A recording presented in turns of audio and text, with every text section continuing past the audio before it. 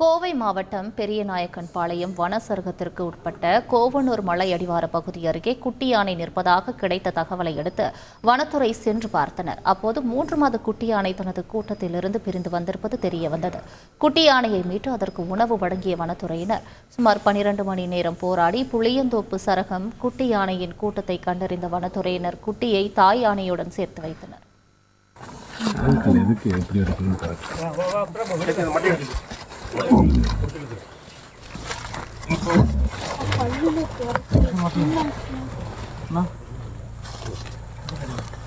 ஆடு இருந்தால் தான் அதை ட்ரை பண்ணிக்கோங்க.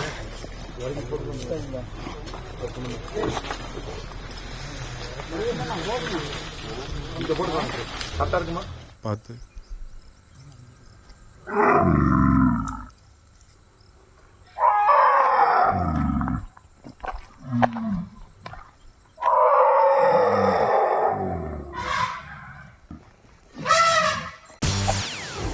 செய்திகளை உடனுக்குடன் தெரிந்து கொள்ள உடனே சப்ஸ்கிரைப் பண்ணுங்க.